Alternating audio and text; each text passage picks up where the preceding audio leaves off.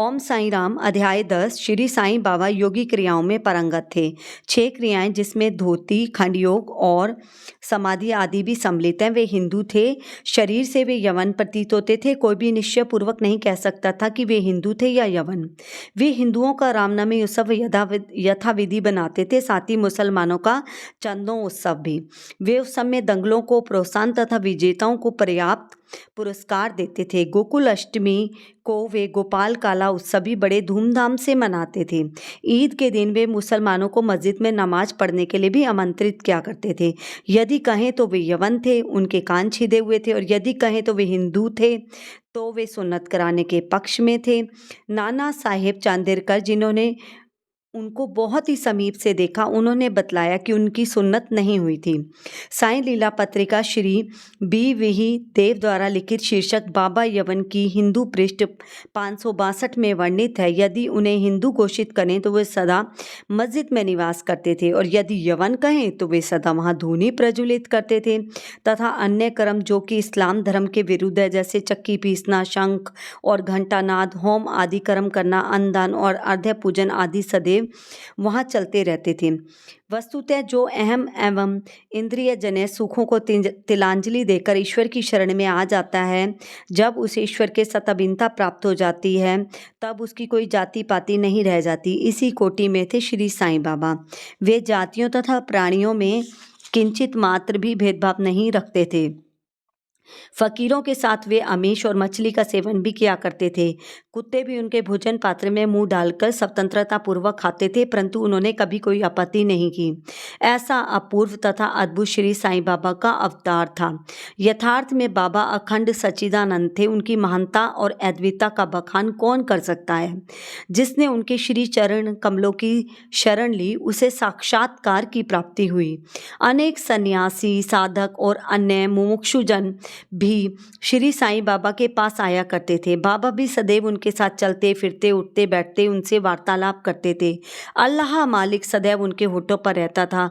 वे कभी भी विवाद और मतभेद में नहीं पड़ते थे, सदा शांत और स्थिर रहते थे, परंतु कभी कभी वह क्रोधित भी हो जाया करते थे।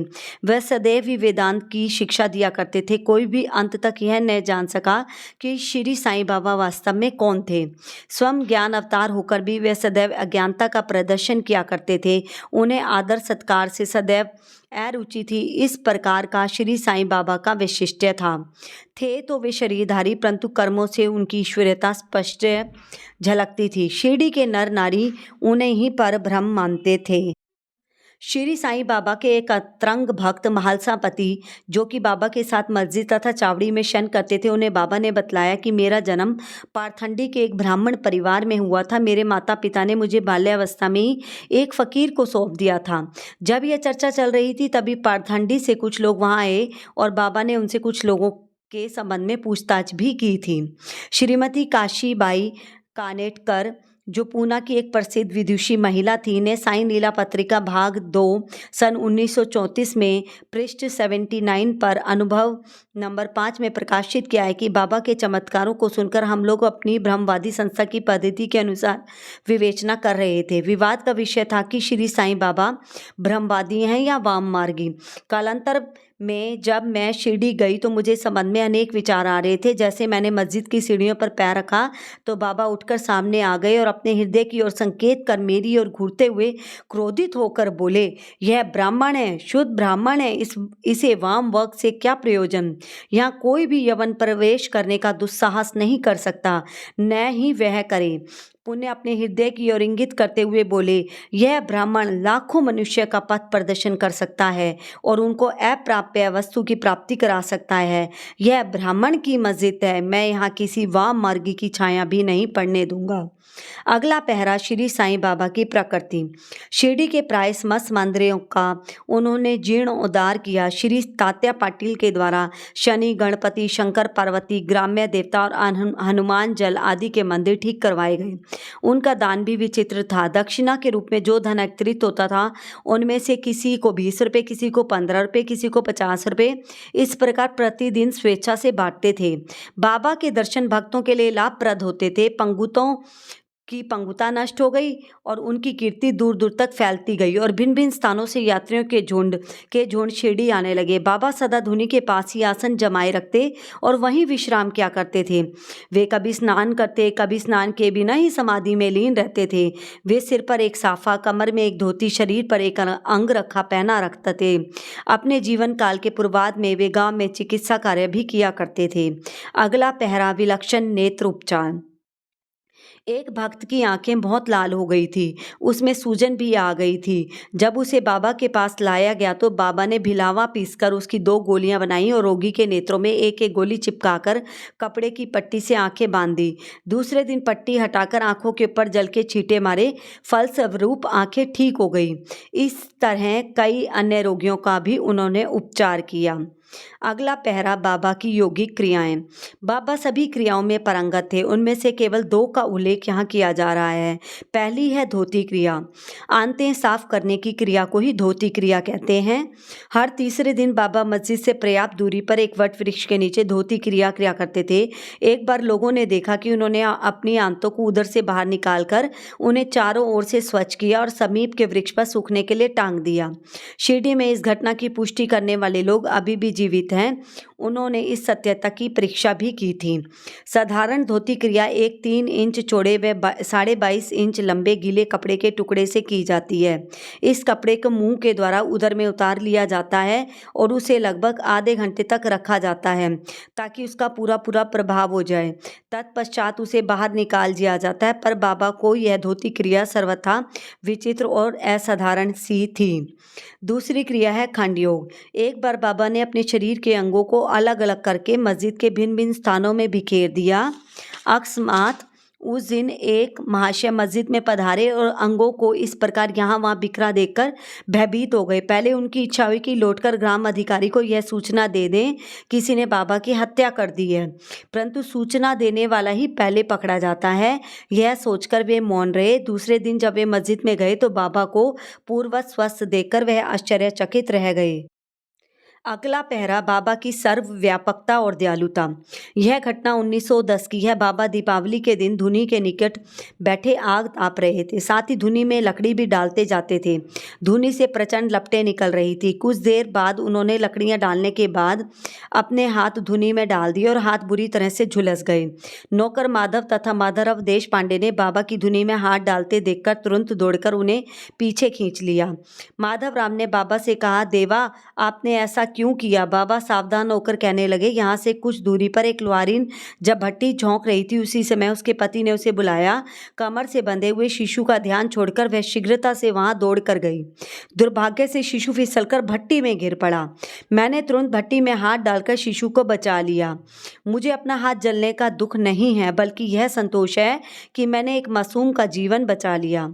कोड़ी की सेवा। माधवराव देशपांडे के द्वारा बाबा का हाथ जल जाने का समाचार पाकर श्री नाना साहेब चांदेरकर बंबई के सुप्रसिद्ध डॉक्टर श्री परमानंद के साथ दवाइयाँ, लेप, पट्टियाँ आदि लेकर शीघ्रता से शिरडी आए। उन्होंने बाबा से डॉक्टर परम आनंद को हाथ की जांच करने और जले हुए स्थान पर दवा लगाने की अनुमति मांगी। यह प्रार्थना अस्वीकृत हो गई। हाथ जल जाने के पश्चात एक कोड़ी भक्त भंगोजी शिंदे उनके हाथ पर सदैव पट्टी बांधते और उनका कार्य था प्रतिदिन जले हुए स्थान पर मलना और इसके ऊपर एक पत्ता रखकर पट्टियों से उसे पूर्ववत कसकर बांध देना। घाव शीघ्र भर जाए, इसके लिए नाना साहेब चांदेरकर ने पट्टी छोड़ने और डॉक्टर परमानंद से जांच व चिकित्सा कराने का बाबा से अनुरोध किया। यहाँ तक कि डॉक्टर परमानंद ने भी अनेक बार प्रार्थना की, परंतु बाबा ने यह कहते हुए टाल दिया कि केवल अल्लाह ही मेरा डॉक्टर है। उन्होंने हाथ का परीक्षण करवाना अस्वीकार कर दिया। डॉक्टर परमानंद की दवाइयाँ शिरडी के वायुमंडल में न घुल सकी और न ही उनका उपयोग भी हो सका। फिर भी डॉक्टर साहब का परम भाग्य था जो उन्हें बाबा के श्री दर्शन का लाभ हुआ। भागोजी को दवा लगाने की अनुमति भी मिल गई।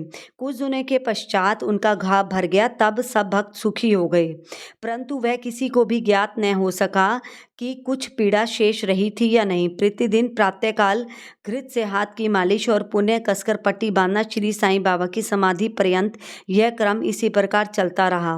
श्री साईं बाबा सदृश पूर्ण सिद्ध को यथार्थ में इस चिकित्सा की कोई आवश्यकता नहीं थी, परंतु भक्तों के प्रेमवश उन्होंने भांगोजी को यह सेवा निर्विघ्न स्वीकार की। जब बाबा लेंडी को जाते तो भांगोजी छाता लेकर उनके साथ ही जाते थे। प्रतिदिन प्रातःकाल जब बाबा धुनी के पास आसन पर विराजते तब भागोजी वहां पहले से उपस्थित होकर अपना कार्य प्रारंभ कर देते थे। भागोजी ने पिछले जन्म में अनेक पाप कर्म करे थे, इस कारण वे कुष्ठ रोग से पीड़ित थे। उनकी उंगलियां गल चुकी थी और शरीर पीप आदि से भरा हुआ था, जिससे दुर्गंध भी आती थी। यद्यपि ब्रह्म दृष्टि से वे दुर्भागी प्रतीत होते थे, परंतु बाबा के प्रधान सेवक होने के नाते यथार्थ में वे ही अधिक भाग्यशाली और सुखी थे। उन्हें बाबा के सानिध्य का पूर्ण लाभ प्राप्त हुआ था। अगला पहरा बालक खारबेंडे को प्लेग। श्रीमती खारबेंडे अपने छोटे पुत्र के साथ कई दिनों से शिरडी में थी। पुत्र तीव्र ज्वर से पीड़ित था, उसे प्लेग की गिल्टी भी निकल आई। श्रीमती खारबेंडे भयभीत हो बहुत घबराने लगी और अमरावती लौटने का विचार करने लगी।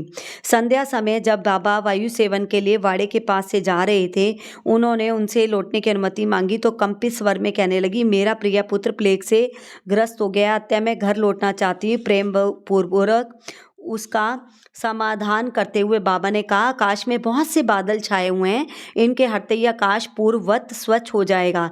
ऐसा कहते हुए उन्होंने कमर तक कफनी ऊपर उठाई और वहां उपस्थित सभी लोगों को अंडों के बराबर 4 गिल्टियां दिखाकर बोले, देखो मुझे अपने भक्तों के लिए कितना कष्ट उठाना पड़ता है, उनके कष्ट मेरे ही हैं। अगला पहरा पंढरपुर प्रस्थान। नाना साहेब चंदेरकर बाबा के परम भक्त वे खानदेश में नंदुरबार में मामलतार थे। उनका स्थानांतरण पंढरपुर को हो गया। शीघ्र ही कार्यभार संभालना था, इसलिए वे किसी को पूर्व सूचना दिए बिना ही शीघ्रता से शिरडी रवाना हो गए। वे अपने पंढरपुर अचानक पहुंचकर अपने विठोबा को नमस्कार फिर आगे प्रस्थान करना चाहते थे, परंतु बाबा से क्या छिपा था, वे तो सर्वज्ञ थे। जैसे ही नाना साहब नीम गांव पहुंचे जो शिरडी से कुछ दूरी पर है, बाबा पास बैठे हुए मालसापति अप्पा शिंदे और काशीराम से वार्तालाप कर रहे थे।